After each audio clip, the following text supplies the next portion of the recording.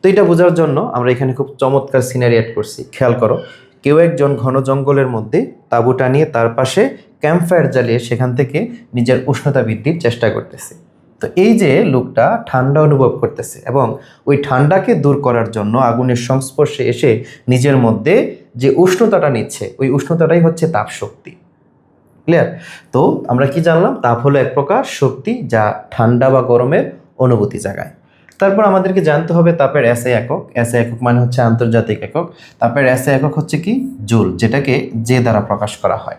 তো পূর্বের তাপের আরও একটি একক এসআই একক হিসেবে প্রচলন ছিল, সেটা হচ্ছে কি? ক্যালোরি একক। তো এই ক্যালোরি এবং জুলের মধ্যে যে সম্পর্কটা আছে, সেই সম্পর্কটা হচ্ছে কি? 1 ক্যালোরি সমান সমান 4.2 জুল। এটা আমাদের ব্রেনে সেভ রাখতে হবে। হ্যাঁ, এটা এমসিকিউর জন্য খুবই ইম্পর্ট্যান্ট। তারপর আমাদেরকে জানতে হবে 1 ক্যালোরি কাকে বলে। তো 1 ক্যালোরি ডেফিনেশনটা কি বলা আছে? যে 1 গ্রাম পানির তাপমাত্রা কত ডিগ্রি? 1 ডিগ্রি সেলসিয়াস বৃদ্ধি করতে ওই পানিতে যে পরিমাণ তাপশক্তি দিতে হবে, ওই তাপশক্তির পরিমাপটাই হচ্ছে 1 ক্যালোরি। তো এটা বোঝার জন্য আমরা এখানে একটু খেয়াল করি যে এই পাত্রটাতে 1 গ্রাম পানি আছে এবং এই 1 গ্রাম পানির টেম্পারেচার যখন আমি 1 ডিগ্রি সেলসিয়াস বৃদ্ধি করতে চাইবো এবং সেই বৃদ্ধি করার জন্য তাকে যে পরিমাণ তাপশক্তি দিব, সেই তাপশক্তিটি হচ্ছে কি? 1 ক্যালোরি। এবার এইখানে একটু খেয়াল করো, তাপের মূল ধারণা। মূল ধারণা কি বলা আছে? যে কোনো পদার্থের তাপ হচ্ছে কি? ওই পদার্থের অণুর গড় গতিশক্তির সমানুপাতিক।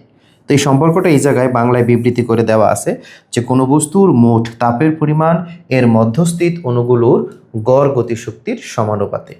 এটার মানে যে ওই পদার্থের ভিতরে যে অণুপরমাণুগুলো আছে, ওই অণুপরমাণুগুলোর গড় গতিশক্তি যত বাড়বে, ওই বস্তুর মধ্যে তত বেশি তাপশক্তির উদয় হবে এবং গড় গতিশক্তি যত কমবে, ওই বস্তুর তাপশক্তিও তত কমবে। তার মানে কি বুঝলাম?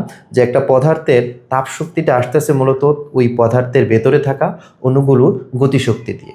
তো এখানে খুব সিম্পলি বোঝানো আছে, দেখো, তাপ বাড়ালে তার গতি বাড়বে। কার গতি বাড়বে? অণুপরমাণুগুলোর গতি বাড়বে এবং তাদের গতিশক্তিও বাড়বে। তাপ কমালে অণুগুলোর গতি কমে যাবে এবং গতি কমে যাওয়া মানে হচ্ছে কি? অণুগুলোর গতিশক্তিও কমে যাওয়া। তো এই অণুপরমাণুর গতিশক্তির মাধ্যমেই মূলত তাপশক্তির বৃদ্ধিও হয় আর হ্রাসও হয়। তো টোটাল খেলাটাই হচ্ছে কিসের মাধ্যমে? অণুগুলোর গতিশক্তির মাধ্যমে। ওকে,